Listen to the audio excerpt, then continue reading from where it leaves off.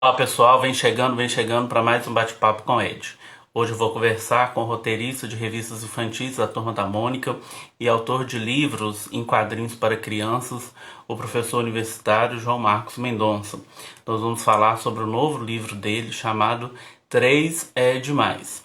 Aqui eu já conversei no bate-papo com o Ed, com 30 pessoas de diversas áreas, sobre diversos temas. Então todos esses bate-papos estão gravados e disponíveis no meu perfil. Depois daqui você pode entrar lá, acessar, verificar o bate-papo que você tem interesse e deixar também seu comentário. Para quem está assistindo esse bate-papo de agora, já disponibilizado no meu perfil, eu peço que você ao assistir vai comentando, que pra gente é muito bacana, tá bom? Eu quero falar um pouco para quem está chegando aqui pela primeira vez sobre o que é o bate-papo com Ed. O bate-papo com Ed é um projeto, né, uma proposta de a gente poder ter encontros virtuais com pessoas que a gente admira, com pessoas que a gente gosta, né? Esse é um momento aí de reflexão de ideias plurais, respeitosas, e que mostra as possibilidades, né, de diferentes olhares, de diferentes pessoas com as quais eu convivo e são pessoas que eu gosto, né? É uma oportunidade também o bate-papo com o Ed, de poder conhecer um pouco a trajetória das pessoas, né, saber suas conquistas, suas contribuições, né, como que essas pessoas estão aí no contexto acadêmico, de forma política, enfim, né, em compreender um pouco aí a trajetória das pessoas. E é também ser um momento na pandemia que a gente está vivendo, de reencontrar as pessoas que a gente gosta. Então, vou convidar, né, o nosso convidado hoje, o professor João Marcos Mendonça, para a gente poder começar o nosso bate-papo.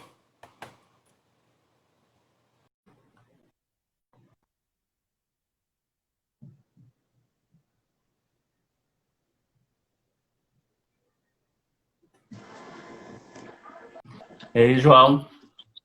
Oi, Ed, boa noite. Boa noite para todo mundo que está aí com a gente. Ai, a Ana, amiga querida, todo mundo que está aí. Boa noite, viu, Ed? Boa noite, prazer ter você aqui, viu? Obrigado por ter aceito o convite para a gente bater papo. Tá, prazer meu, eu que agradeço, imagina, é um prazer.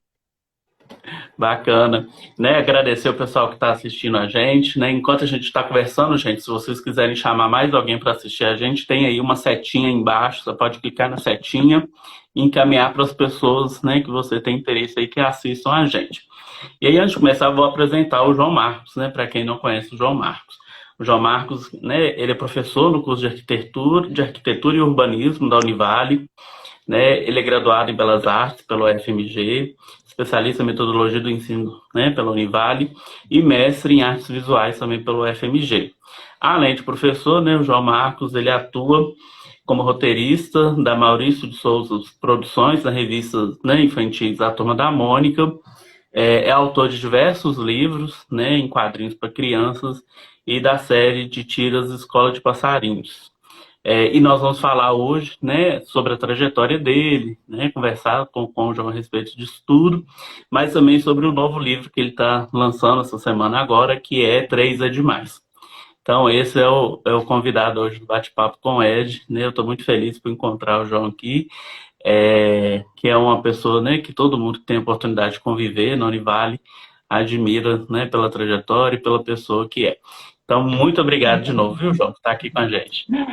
Eu que agradeço, Ed, é um prazer bater esse papo com você, viu? Bom demais. Estou à Bacana. disposição. João, ok. Além disso tudo, gente, que eu esqueci, mas eu preciso falar, né? O João também, o principal, né? Não podia esquecer. O João também, ele é pai da Ana e do Pedro. Não é isso? Isso, isso mesmo, é o Isso principal. mesmo. É o principal. João, vamos começar Ah, então? vamos lá, estou vendo tanta gente Então, querida aí entrando, fico muito feliz, viu, gente? Deixar um abraço para todo mundo, um abraço grande, pela alegria de ter vocês bacana. aqui com a gente nessa conversa. Andréia, Ana, muitas pessoas queridas já passaram aqui. Agradeço demais pelo carinho. Ok. Então vamos lá. João, eu sempre começo perguntando desse contexto que a gente está vivendo, que modificou, né, a Hum, nossa forma de viver, que é em razão da pandemia e da necessidade de isolamento social, né? Aqui já começa a ser um pouco flexibilizado, enfim. Eu queria que você falasse um pouco como que você tem vivido esse momento e como que você vê essa necessidade, né, desse cuidado que a gente precisa ter nesse momento. Aí, Ed, é um momento que é difícil em vários aspectos, né? Em muitos aspectos. E nesse contexto, tem dias que são mais difíceis, tem dias que a gente está mais animado, tem dia que a gente está mais desanimado, mas eu procuro não perder a esperança de que isso realmente vai passar e eu espero que seja num futuro bem próximo. Acompanho, tenho acompanhado bastante, né, os acontecimentos, né, a complexidade do problema não é um problema assim fácil, é um problema complexo, tem muitas vertentes e eu torço e peço muito a Deus para que realmente isso possa passar, que assim, que as pessoas realmente vençam a doença e que as famílias passem por isso. Mas eu estou pensando sempre muito no outro lado, sabe? O que me dá esperança é essa fé de que realmente esperança de que isso não está longe de passar. Mas a gente ainda tem um caminho aí pela frente e tem que continuar mantendo os cuidados que são todo mundo conhece, tentando, procurando fazer a nossa parte, contribuindo para que realmente a coisa não piore. Perceba assim que tem muitas pessoas estão vivendo um momento assim de exaustão mesmo desse tempo de quarentena, dessa falta de contato social e talvez isso seja dos motivos para a gente ver muita gente furando essa quarentena, ou não sei se é coragem demais, que eu ainda não tenho essa coragem toda de sair sem máscara, de ter esse contato. Sinto muita falta, mas ainda procuro me resguardar, assim, saindo o mínimo possível e quando saio tomando todos os cuidados possíveis também. Verdade. Ô, João, o que você tem feito para você se distrair nesse momento? Bom, Ed, olha só, graças a Deus eu tenho trabalhado bastante durante esse tempo. E o que eu tenho feito assim para distrair, o trabalho, né, quando a gente trabalha com o que gosta, acaba sendo uma distração também. Mas eu tenho assim, eu tenho lido bastante, tenho mais lido do que visto séries, assim. Tenho alguns livros que estão me acompanhando assim na quarentena, e isso tem sido meu tempo assim de descanso. Geralmente, quando todo mundo na casa já está dormindo mais tarde, eu sento, vou ler, às vezes fico até 1, 2 horas da manhã, é o meu tempo de descanso. É o que eu tenho feito assim para poder me distrair, assim, muito com a leitura, mais até do que com audiovisual, com série, filme, muito mais com a leitura mesmo. Bacana. E o que você já não aguenta nesse contexto? Ai, eu não aguento mais cursos, webinários para tratar da educação à distância. Estou muito cansado. Não estou querendo aprender mais nada nessa área até o final do ano. Já Estou com deu, uma né? overdose assim, de informação que realmente eu estou bem cansado, bem cansado. Quando chega um convite desse, de algum curso, assim, eu sei que é necessário, gosto muito, tenho aprendido bastante nesse tempo, mas eu estou um pouco assim saturado desses cursos. Assim, eu queria ficar um tempo sem aprender nada. Assim, o ócio é muito importante, né? Como já É, dizia Dominique De Masi, o ócio é muito importante nesse processo de criar. Eu que trabalho com criação, eu preciso, então, acho que até a leitura ajuda nisso. A leitura é um ócio mesmo, esse compromisso, eu leio por prazer. Então, eu preciso desse tempo assim, de ficar à toa, de pensar, de descansar a cabeça mesmo. Então, isso eu não estou aguentando mais, eu estou bem cansado. bacana. João, vamos É. falar um pouco da sua trajetória, né, acadêmica. Eu já ouvi você comentando uma vez, no projeto que a gente participou juntos, né, que você esteve lá com a gente contando um pouco da sua história, mas eu queria que você contasse Sim. aqui, né, um pouco da sua história, principalmente até você chegar na graduação, né, que você fez graduação em Belas Artes. Queria que você Aham. comentasse o porquê dessa escolha, né, e como que isso impacta aí na sua trajetória de hoje, né? É, eu sempre, a minha formação em artes visuais, eu sempre gostei muito de desenhar, desde pequeno. E eu vejo com meu filho, o Pedro está com 6 anos. Eu me vejo muito nele, assim, ele desenha muito também, então eu tenho lembrado muito dessa época. Então foi uma coisa que já nasceu comigo, esse gosto pelo desenho. Só que quando eu estudei, a arte não era muito bem não era um componente curricular obrigatório, então a arte ficava sempre meio à margem assim, da escola. Na escola a gente não tinha muita oportunidade para poder lidar com isso, e a escola também não sabia lidar com a arte. e com quem gostava disso, porque eu nunca me encaixei muito assim no padrão escolar, e isso me deu uma série de problemas, sabe? E, mas apesar disso, eu tive muito incentivo dos meus pais, principalmente, muito mesmo, muito estímulo para o desenho, para a leitura, para as histórias em quadrinhos, principalmente, que acabaram me levando para a leitura. E aí, na minha trajetória na educação básica, uma coisa assim que, além disso, dessa falta de oportunidade, de não encaixar muito naquele padrão da escola, eu ainda tenho, né, claro, uma dificuldade crônica com matemática. E aí, por causa disso, eu pegava recuperação todos os anos, e só que quando chegou na antiga oitava série, que é o nono ano, eu fui reprovado 2 vezes. Então eu fiz o nono ano 3 vezes. E aí nessa época eu já, já comecei a trabalhar com 14 anos no jornal da minha cidade, de Patinga, o Diário do Aço, como ilustrador e chargista. E aí, como eu não saía da oitava série, eu falei, eu só vou trabalhar, não vou estudar, eu vou ficar o resto da vida aqui, agarrado aqui nessa série. Meus amigos todos passando de ano e eu ficando, e aí já começando a ter uma diferença grande de idade, eu estava muito desestimulado e estava decidido realmente a parar de estudar. Só que aí um dia, no dia que eu tinha tomado essa decisão, por alguma razão, não sei, eu estava muito mal na hora do recreio, e aí minha professora de história que me salvou, assim, graças a Deus. Ela falou, menino, o que você tem e tudo. E aí eu expliquei para ela que tinha desistido de estudar, que eu tinha parado, que eu ia só trabalhar, e ela falou uma frase que me marcou muito, que realmente mudou minha trajetória na educação básica. E na vida, na verdade. Porque ela falou assim, meu filho, o seu emprego você tem hoje, amanhã você pode não ter.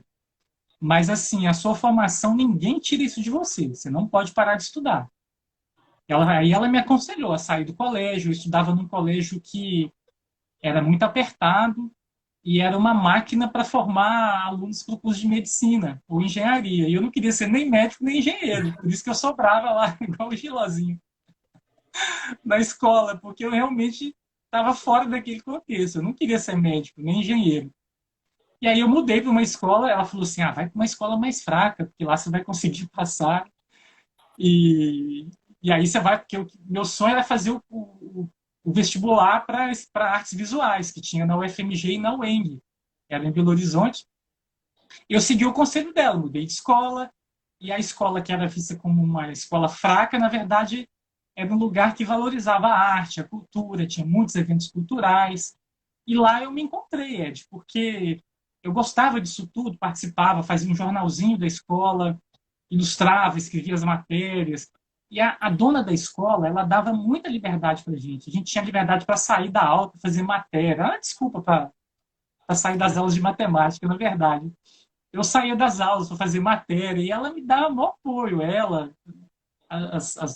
pessoal da escola, os professores. E aí foi nessa escola que nasceu um outro sonho também, assim, que foi o sonho de ser professor, porque um dia eu olhei o pátio assim, era um ambiente tão gostoso. Na outra escola eu vivia aquele ambiente de pressão para o vestibular, o pessoal só falava disso para medicina. E aí nessa outra escola eu me encontrei, eu falei, caramba, eu falei assim, eu não quero sair desse ambiente nunca mais, eu queria ser professor também. Mas eu achava que arte não se ensinava nessa época. Eu achava que não podia ensinar arte. Mas aí eu consegui passar, fiz vestibular e passei lá na UFMG, na Escola de Belas Artes. E aí comecei, fui atrás de realizar esse sonho, né, de poder estudar arte, que era um sonho que eu tinha desde pequeno. Que eu não sabia que desenhar pudesse ser uma profissão. Foi numa feira de profissões do colégio. Eu estudava e que tinha lá o pessoal da UENG divulgando o curso de design. E aí, quando eu vi aquelas. E lá no stand tinham originais de ilustrações de livros para crianças. E tinha uma página de história em quadrinho. Eu quase pirei quando eu vi aquilo. Como assim, né? Isso aqui é a coisa que eu mais gosto de fazer. Por que você está no curso, né? Gente, a minha irmã está lá em Londres, já tá tarde, ela tá me vendo. Ô, Deise, eu te amo, tá, Deise? Obrigado, viu? Obrigado, né? Nossa. Tô prestigiando. Pô, isso aqui é moral, hein? Que legal. Isso aqui Não é é? amor. Mas aí, quando eu vi, de que desenhar poderia ser uma profissão, e eu coloquei isso na cabeça, esse sonho, e passei por esses perrengues todos, quase fiquei no caminho, né? A minha professora hoje, ela fala, é a professora Marilene Tuller, ela já é aposentada, e como todo mineiro, né, quando aposenta quer ir para a praia, né? Ela mora em Porto Seguro hoje.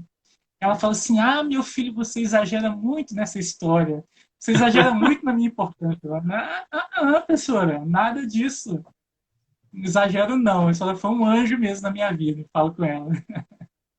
E muito bacana, né, esse relato seu, porque de fato aí tem duas questões interessantes. Primeiro é a figura do professor que marca, né, É, que vê um potencial, que tem essa sensibilidade para ver, né, as suas né, especialidades, né, seu olhar que fugia daquele contexto, e um outro a sua relação com a escola, né, quando você muda de escola e vai para uma outra escola, ali você se encontra como é, aluno, e isso é importante, é, né? Porque às vezes quem está escolhendo uma graduação, está perto de escolher uma graduação, parece que está num concurso para o resto da vida, né? E não é. é. É uma fase que, infelizmente, perde-se esse cuidado com a educação, né? Essa necessidade de estar ali de forma presente mesmo, e não só para fazer o curso que os pais querem que façam, né?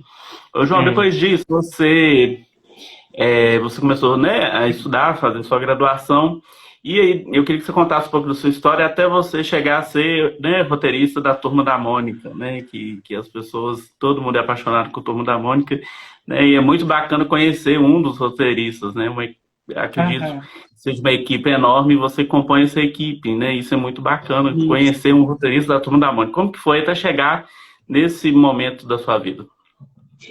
Foi o seguinte, Ed, eu escolhi o curso de artes visuais para poder trabalhar com histórias em quadrinhos. Só que lá na universidade eu descobri que quadrinho não era visto como arte. E foi até no meu primeiro dia de aula, o professor falou assim, olha, meu filho, você está no lugar errado. Você escolheu errado. Depois desse perrengue todo que eu passei na educação básica, primeiro dia de aula ele falou isso comigo. Mas aí o que aconteceu? Realmente, na época, os quadrinhos não eram vistos mesmo como arte, e eu fiz meio que um curso paralelo, assim. Eu juntei com amigos que gostavam, também tinham esse mesmo gosto em comum, e a gente trocava muita informação, a gente participava dos eventos de quadrinhos juntos, e eu fui descobrindo que o que eu aprendia na universidade, apesar de não ser voltado para quadrinhos, eu usava no meu trabalho como quadrinista. E foi nessa época que eu comecei a publicar quadrinhos profissionalmente no jornal Hoje em Dia de Belo Horizonte. Então, eu usava muito do que eu aprendia no curso no meu trabalho, e aquilo ficou na minha cabeça. E aí, o que aconteceu? Depois que eu me formei, o meu plano inicial era trabalhar com criança, mas acabei indo a parar na graduação na Univale, na universidade, e aí minha vida tomou outro rumo. E no curso, eu comecei a trabalhar no curso de design gráfico, logo depois também já na arquitetura. Eu tinha uma disciplina no curso que era a linguagem dos quadrinhos. E eu vi o tempo todo que, assim, gente, quadrinho é arte, a pessoa pode aprender arte a partir do quadrinho. Isso é uma expressão artística. E aí, na época, eu fiz uma pós-graduação na Univale, em metodologia do ensino, que os professores, um corpo docente assim, excelente, e os professores falaram, olha, investiga isso, você tem essa dúvida, tenta pesquisar isso, e eu fiquei com isso na cabeça. E aí eu tentei o mestrado, apesar dessa resistência muito grande lá na Escola de Belas Artes, lá na UFMG, eu liguei, mas antes eu liguei para minha professora lá. Eu falei, uma professora que eu tinha muita afinidade, disse, professora, eu desisto agora ou pelo menos eu tento? Ela falou assim, meu filho, faz o seguinte, fundamenta bem a sua ideia. Você tem que fundamentar a sua ideia, defender para ver se consegue. E aí eu consegui passar, graças a Deus passei no mestrado, e a pesquisa era justamente isso, era tentar provar que quadrinho era arte que poderia ser usado, eu peguei o ensino fundamental como uma modalidade artística, como as outras todas, como desenho, gravura, pintura. E aí o que aconteceu? Essa pesquisa ela ganhou um prêmio nacional, e eu viajei a São Paulo para poder receber esse prêmio. E aí, nessa viagem, eu visitei o estúdio da MSP, que é a Maurício Souza Produções, que era o meu sonho de menino, era conhecer o Maurício de Souza. Eu era doido para conhecer, porque eu falo assim, que o fato de eu ser quadrinista e de escrever assim, eu devo muito aos meus pais, né, principalmente. Agora, o fato de eu ser um quadrinista que escreve para crianças é por causa do Maurício de Souza, por causa da Turma da Mônica. E aí meu sonho era conhecer ele. Só que no primeiro ano eu fui para receber o prêmio, ele não estava lá no dia, mas eu conheci o estúdio, fiquei feliz da vida. E no outro ano, no ano seguinte, eu voltei para dar uma palestra sobre a minha pesquisa de mestrado numa universidade lá em São Paulo. E aí eu voltei ao estúdio para poder tentar conhecer ele e conseguir.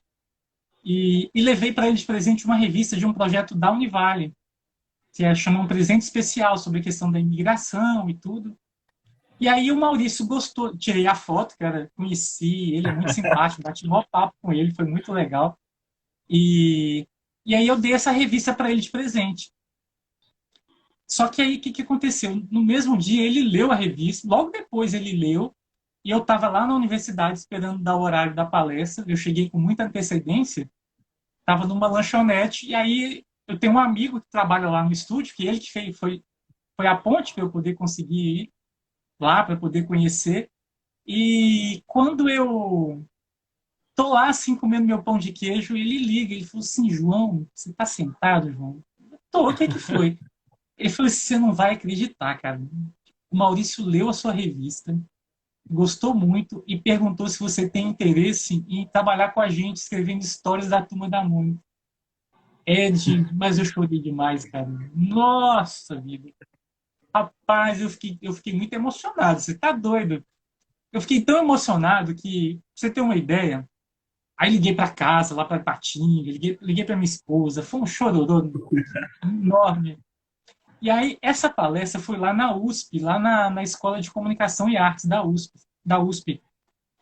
E para você ter uma ideia, 70% dos autores que eu usei na minha pesquisa estavam lá na plateia, eram professores Não. da escola. E o que aconteceu? Minha apresentação de PowerPoint não abriu de jeito nenhum no dia, eu tive que falar tudo de memória. E assim, tremendo nas bases. Mas eu estava tão empolgado com o convite do Maurício para trabalhar com ele, que eu não estava nem aí para a palestra, rapaz. Tanto que até hoje eu não sei o que eu falei dessa palestra.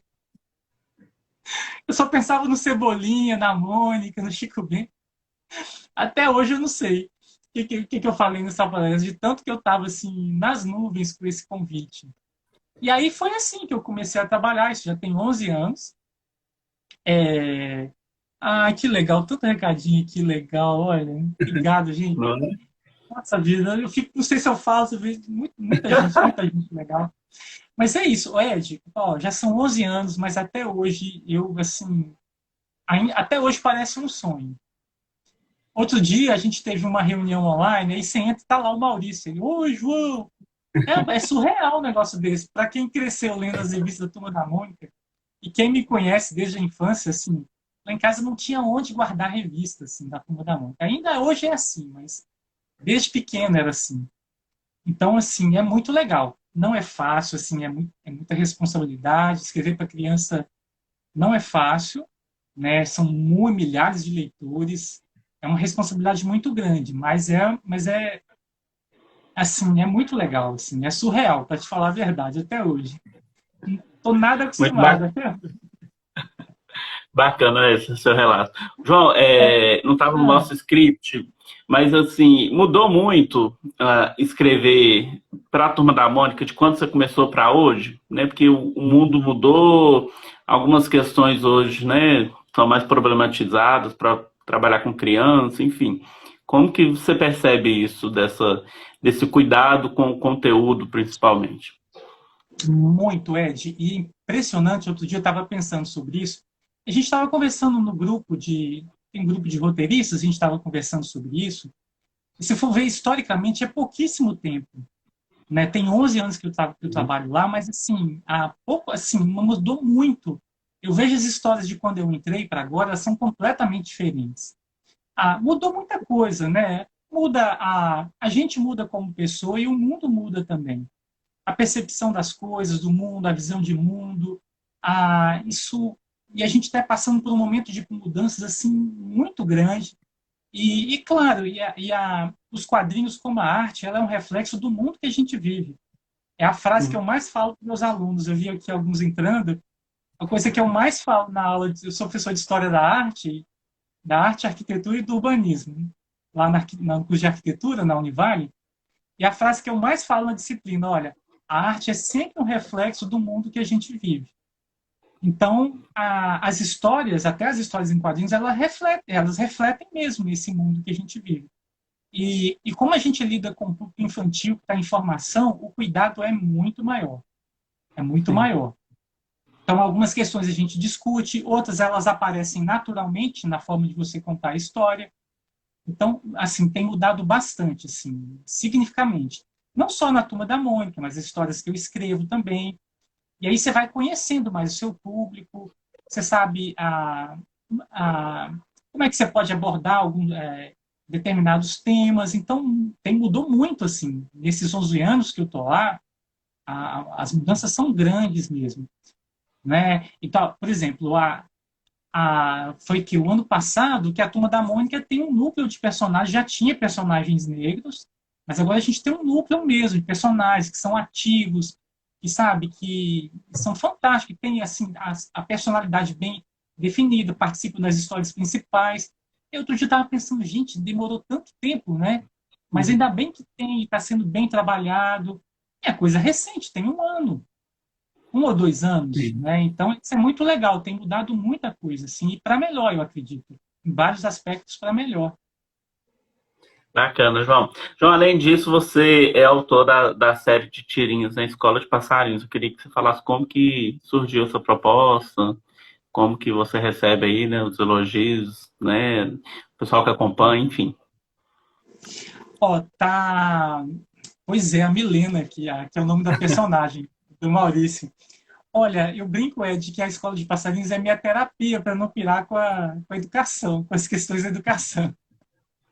Tanto como pai, tenho 2 filhos, a Ana tem 12, o Pedro tem 6, estão em idade escolar, claro, e também como professor.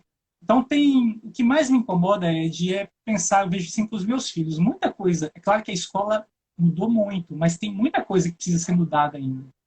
Muita coisa.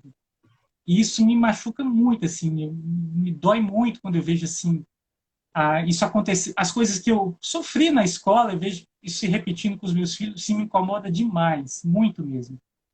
Então, foi uma forma de tentar, é a minha forma de comunicar com as pessoas. Com o mundo são as histórias em quadrinhos. Então, tem coisas que eu não consigo verbalizar, às vezes num texto escrito, na minha fala, eu consigo externar meu pensamento nas histórias em quadrinhos. Então, é uma forma de ter uma visão crítica, leve, muitas vezes humorada, de alguns problemas que me incomodam. Claro que nem todos ali aconteceram comigo. Isso é uma coisa bem legal por causa as pessoas têm gostado muito. Então, eu recebo muitos relatos assim de professoras, principalmente, contando: João, você tem que fazer uma tira sobre isso que aconteceu assim, assim assado comigo. Ou então, às vezes, eu faço uma tira de uma situação tão absurda que o humor ele leva para o extremo, para levar à reflexão, é o absurdo mesmo. Sim. Né? Assim, a gente mostra o absurdo da situação para ter uma visão crítica, para as pessoas pararem e falar assim, pô, peraí, tem uma coisa errada aí, a gente precisa repensar. Aí eu levo no extremo, Ed, aí vem uma professora e fala assim, João, aqui na minha escola é pior. Aqui na minha escola é pior, aconteceu isso e isso, você não acredita, Ed. Sabe? Então é surreal as coisas que acontecem. Vou te dar um exemplo. Eu fiquei sabendo de uma escola que a escola queria acabar com o parquinho porque uma criança tinha se machucado lá. Aí eu fiz uma tira sobre isso. Aí uma professora falou assim, João, assim, para mim, aí, e tem uma coisa, a escola queria acabar com o parquinho, ainda convocou os pais para comunicar e tal, aquela coisa toda. Aí uma professora me escreveu assim, João, eu falei que isso, que eles queriam acabar, desculpa, eles queriam acabar com a escola, com o parquinho, por causa da criança que se machucou.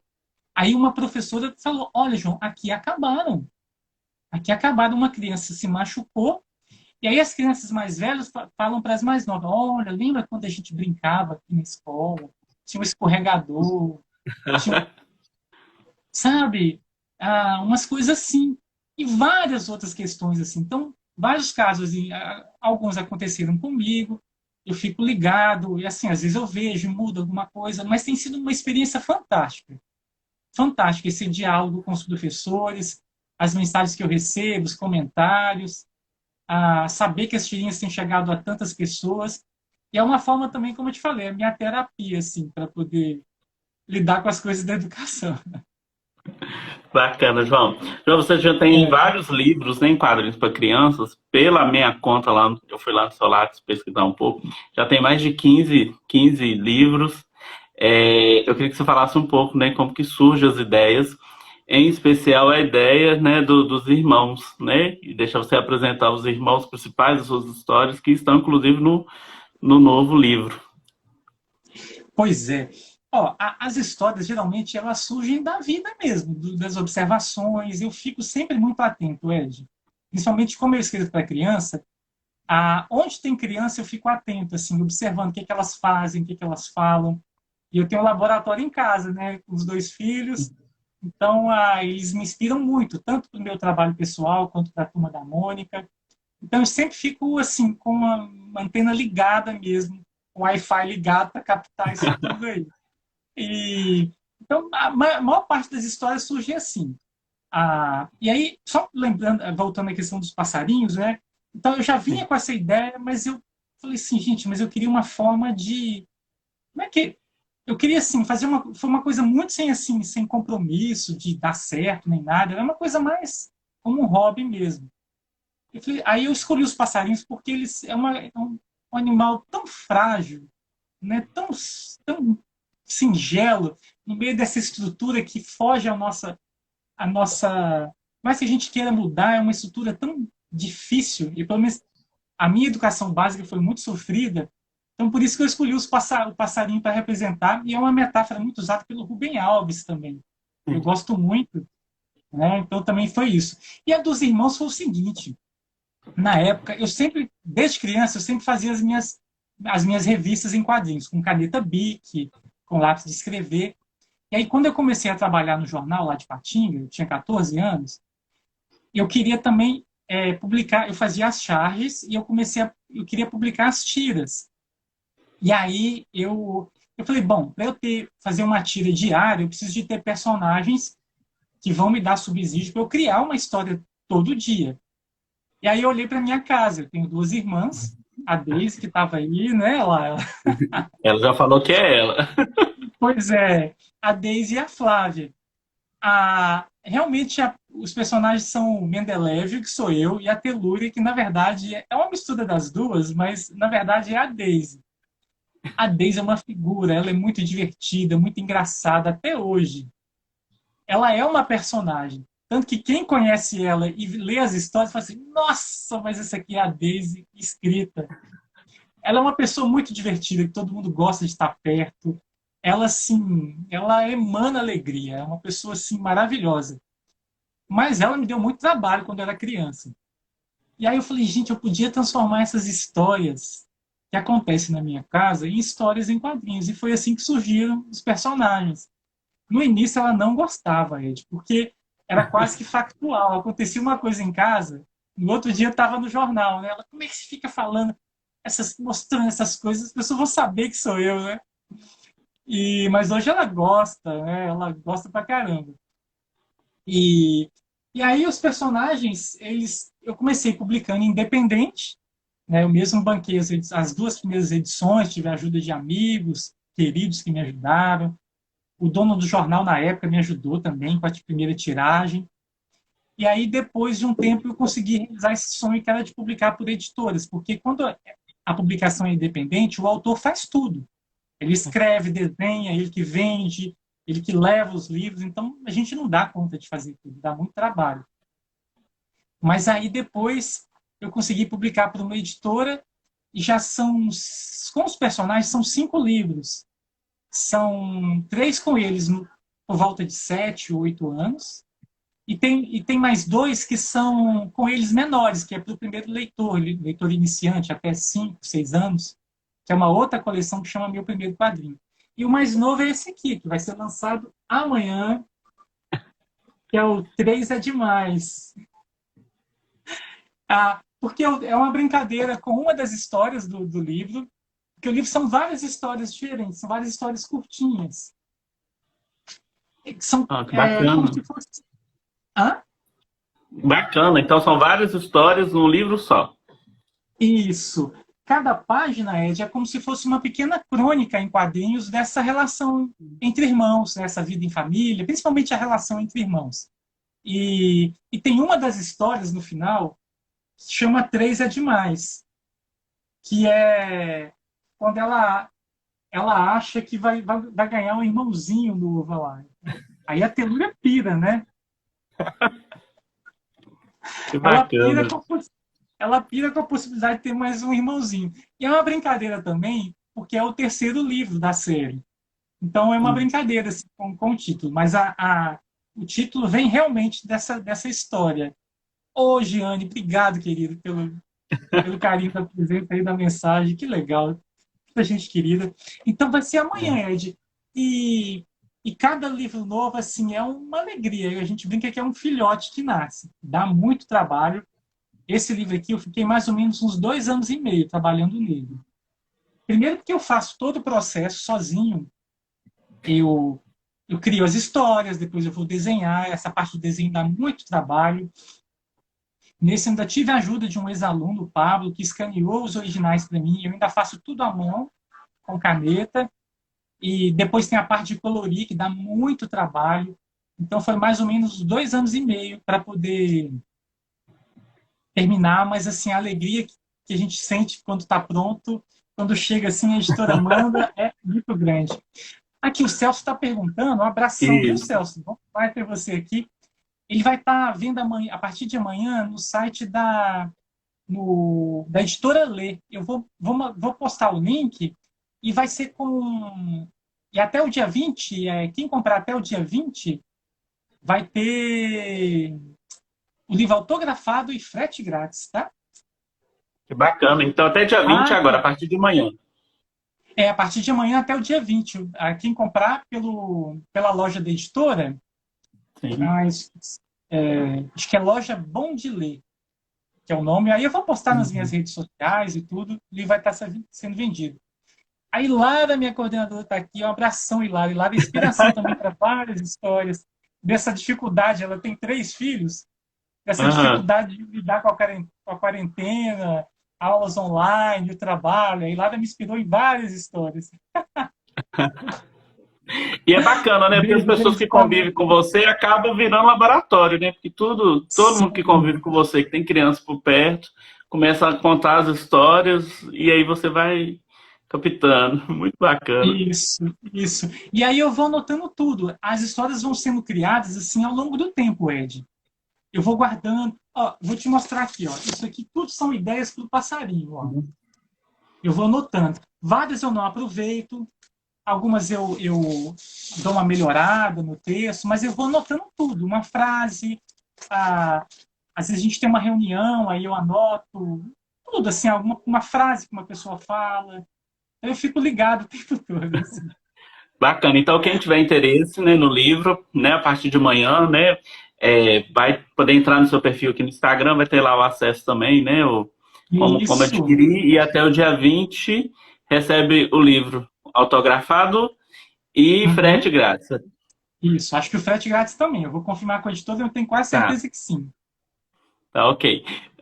João, o que que você fala para as pessoas, né? Às vezes pode ter outros João Marcos por aí que sejam, né, bons, habilidosos, né? E que estão mais ou menos lá no início, né, da sua trajetória, querendo se encontrar aí. O que que você sugere? O que que você indica aí para que essas pessoas possam realizar o sonho, né? Igual você realizou, de atuar na área, né? E, enfim. Olha, Ed, assim, olhando assim a trajetória, eu vejo que é um pouco assim de talvez de teimosia, ou de uma esperança assim irremediável, ou talvez assim, como era uma coisa que eu gostava não, né, que eu gosto, que eu amo fazer.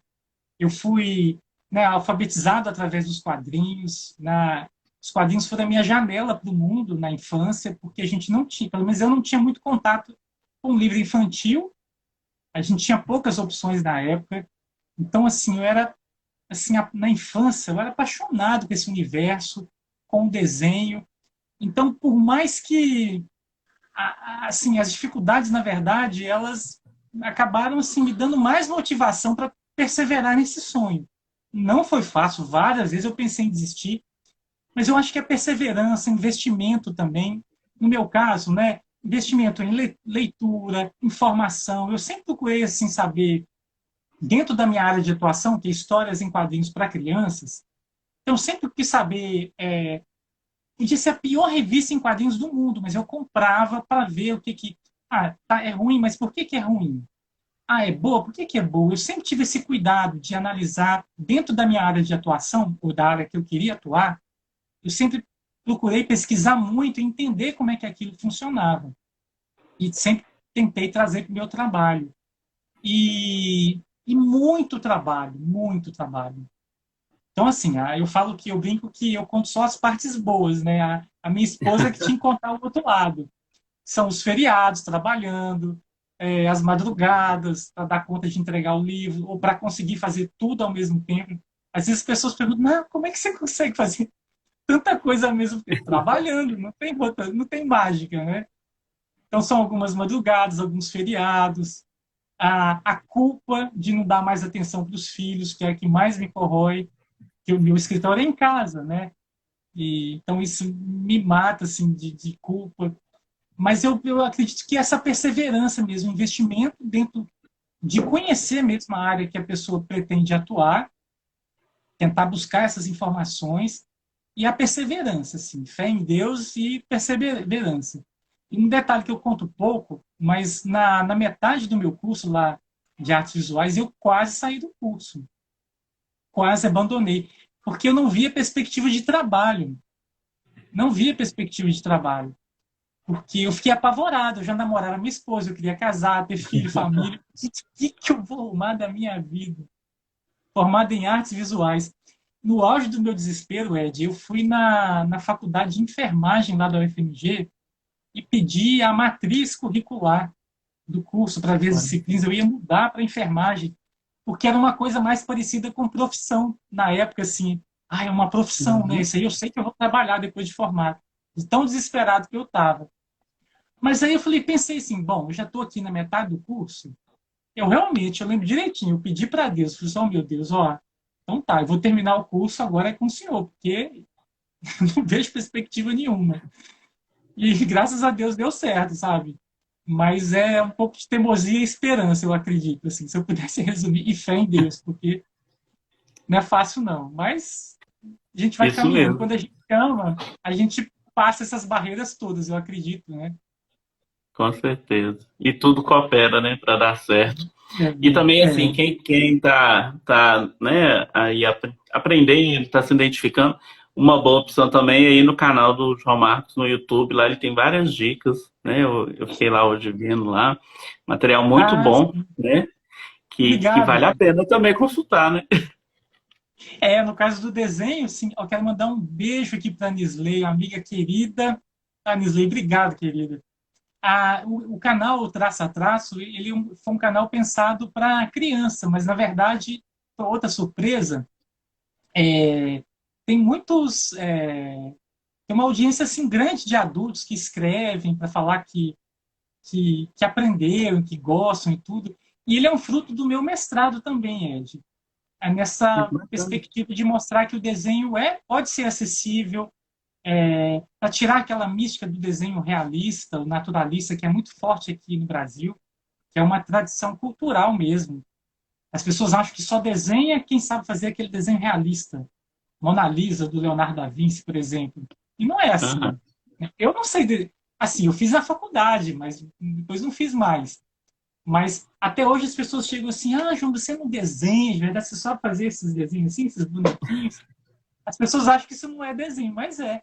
Aí quando a gente tem a clareza disso, e aí isso abre uma percepção e um caminho assim fantástico para a expressão através do desenho. Isso é muito legal. E o canal foi mais para atender essa demanda assim, né, Que de bacana. crianças que gostam de desenhar.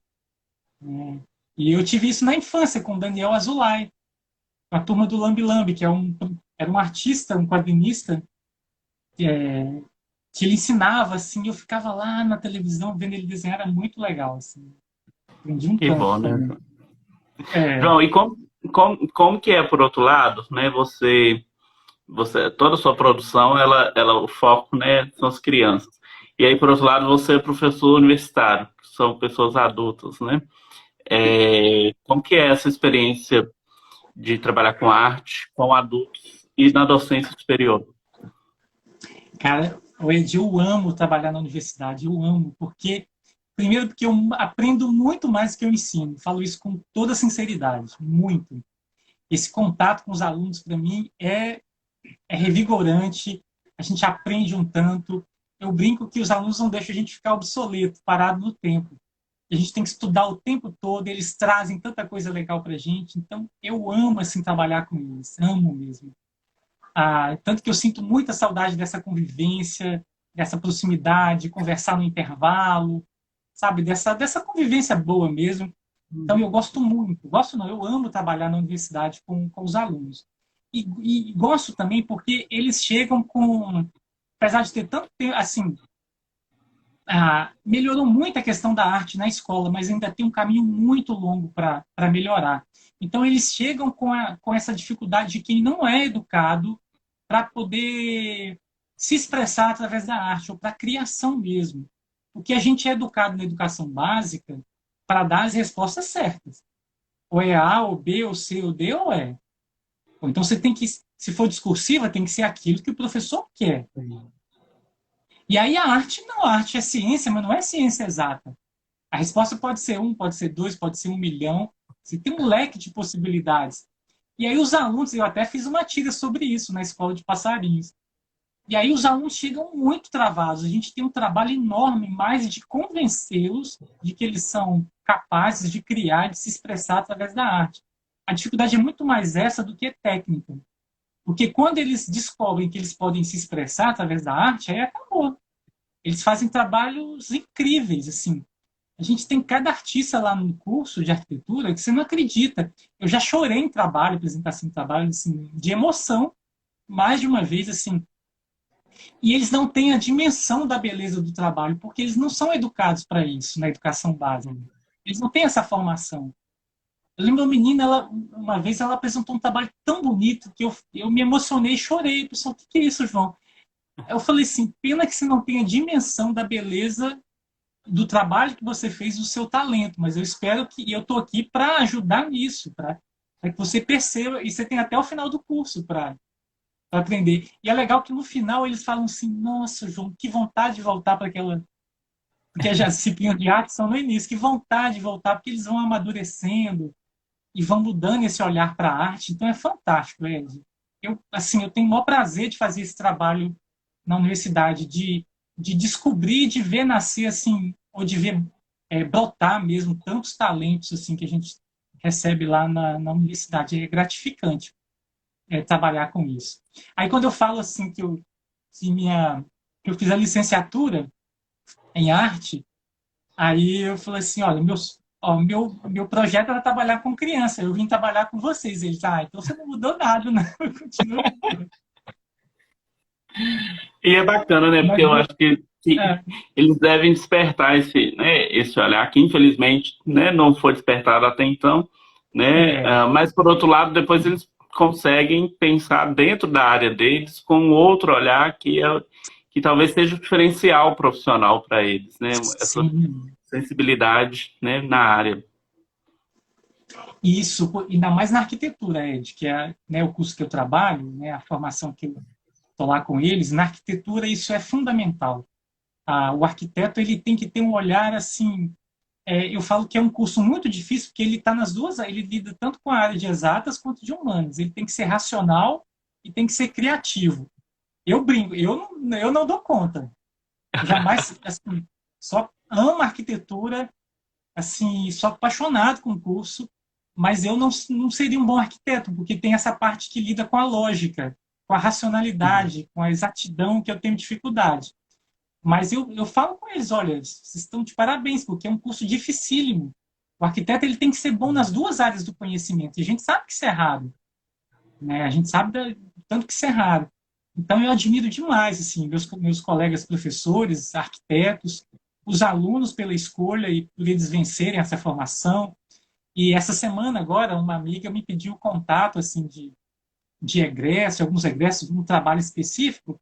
Então, assim, e aí eu fui no Instagram para poder copiar e mandar para as amigas. Cara, que prazer ver tanto trabalho bonito, assim, de ver o pessoal trabalhando, atuando, sendo bem sucedido. Isso é, assim, fantástico, assim, ver os alunos realizados. Outro dia eu vi a Fernanda entrando aqui, né? Ela está fazendo um projeto importante aqui na cidade, projeto cultural, um espaço cultural importante. Eu vi a placa com o nome dela, eu fiquei assim, quase bati o carro, porque eu fiquei tão feliz, cara. Sabe? Formou tem pouco tempo, estava passando no centro, eu vi a placa, eu falei, caramba, que legal, olha, a gente fica muito feliz, eu fico muito feliz, muito mesmo. Isso é muito bom. João, nós já estamos já chegamos nos 50 minutos, e aí para encerrar, eu sempre faço um bate-bola no final. Eu falo uma palavra, e aí você me responde com uma palavra ou uma frase curta. Podemos? Tá bom, vou tentar. Então vamos Vamos lá. lá, vamos lá. Meu talento é. Eu acho que, nossa vida, acho que é ter esperança. Ok. Por outro lado, meu maior defeito é. Ter esperança. Tô brincando. Não, meu maior defeito são os números. São os números. Eu tenho muita dificuldade com a matemática. Muita, muita. Não confio troco perto de ninguém. Tenho muita dificuldade. Muita mesmo. É crônico. Tá certo. Perco a Ah, paciência com. desrespeito. Acho que desrespeito acho que é a única coisa que me tira do sério. Não Bacana, só isso comigo, mesmo. com qualquer pessoa, sabe? Com qualquer pessoa. E tirar o João Marcos do sério deve ser uma coisa bem. Sucesso.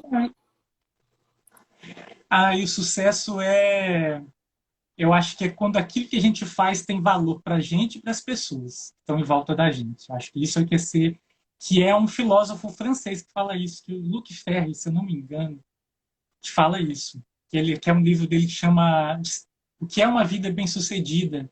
Eu acredito muito nisso, que o sucesso é quando o que a gente faz tem sentido para a gente e para quem está perto da gente.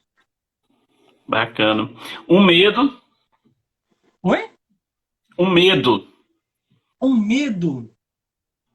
Ai, cara. Nossa, um medo. E o medo de ver as pessoas que eu amo sofrerem, assim. Esse eu tenho esse medo, sim, né? Ok. Brasil. Brasil. Brasil é complexo, Ed. E muito novinho. Brasil é um país que é um bebê. Nas aulas de História da Arte, quando a gente está lá estudando o Renascimento, que tudo acontecendo na Europa, aí eu falo assim para os alunos, olha, gente, aqui a gente ainda estava no Paleolítico. Aí eles levam um susto, e é mesmo, a gente fala, a gente é um país assim, é uma criança, a gente ainda está aprendendo a viver como Verdade. país. A gente é muito novinho como país. O Um Brasil é uma arrependimento. criança, tem muito que aprender ainda. Ok. Um arrependimento.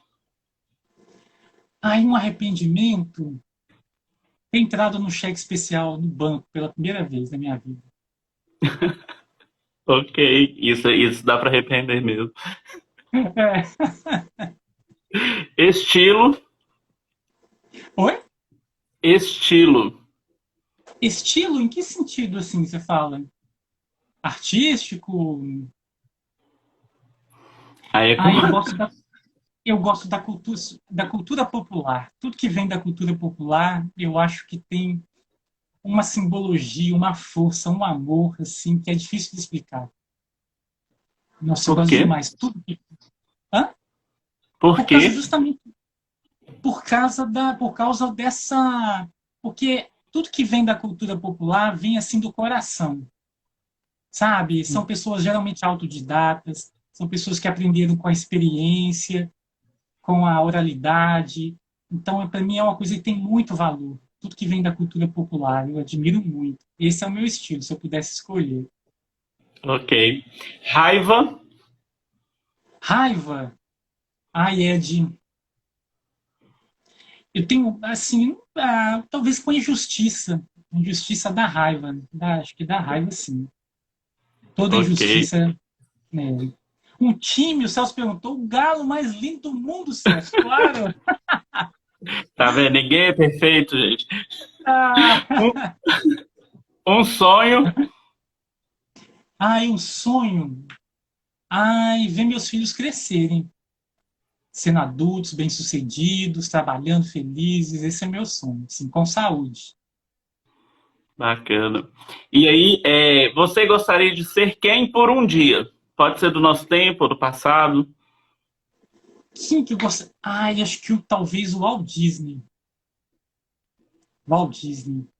A Por quê? história. A, olha, eu já li a biografia dele umas 3 vezes, Ed. O livro tem quase 1.000 páginas. Ele era uma pessoa, assim, claro, com muitos problemas, assim, é uma pessoa de difícil convivência, assim, mas ele tinha uma inquietude, assim, para a criação, para sempre estar um passo à frente, que é, assim, é muito legal. Porque assim, e é um medo que ele, engraçado, que é um medo que ele tinha. A, ele falou assim, ó, ele cresceu, ele virou uma coisa tão grande que as pessoas iam ver só essa coisa grande e não ia ver a pessoa que ele era, que ele foi.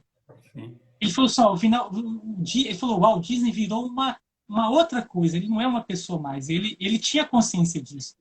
E ele falava, ó, o meu medo é que as pessoas não me vejam a pessoa que eu sou, assim, que ele passou na vida, sabe, os tombos que ele levou. Ele é um outro exemplo de teimosia, assim, de perseverança que é fantástico, assim. Muito inteligente, muito criativo. É muito legal a história de vida dele, é muito legal. Acho que eu gostaria de ser ele por um Bacana. dia. E aí, para encerrar, João Marcos por João Marcos. Ai, ai, ai. Aí o filho do João, que amava quadrinhos e leitura, Ireni também, que amava quadrinhos e leitura, e que eram muito amados, que me amaram demais. Filho, esse que é o João Marcos, o filho do João e da Ireni. Que é quando tudo começou, né, na sua história, né, o É, incentivo, né, para as revistas, né, em quadrinhos, enfim. Muito é. bacana, João.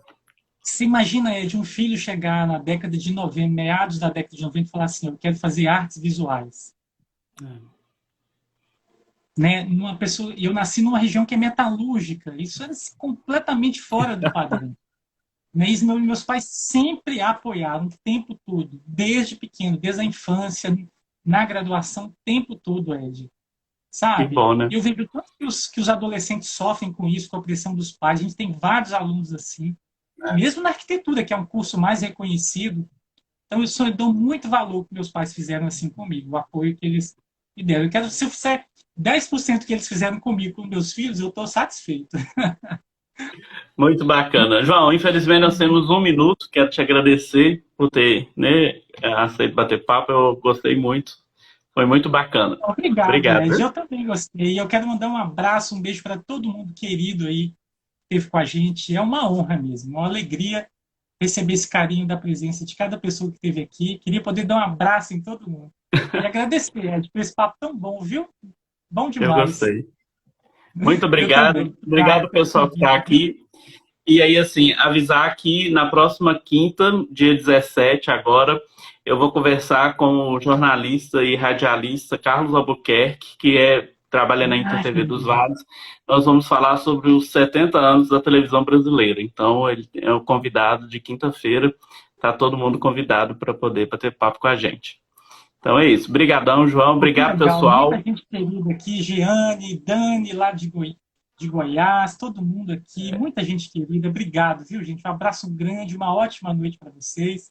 Uma Isso. ótima semana. Obrigado por esse presente, Ed. Eu que agradeço. Esse bate-papo vai ficar salvo no meu perfil, então depois, se quiserem assistir de novo, encaminhar para as pessoas, fica aqui no perfil, tá bom? Muito obrigado, pessoal. Boa noite, boa semana. João, fique com Deus, um abraço, Você parabéns também, aí Ed. por Obrigado, tudo. obrigado. Obrigado, viu? Obrigado mesmo, querido. Ok, tchau, Abraço. tchau, pessoal. Tchau.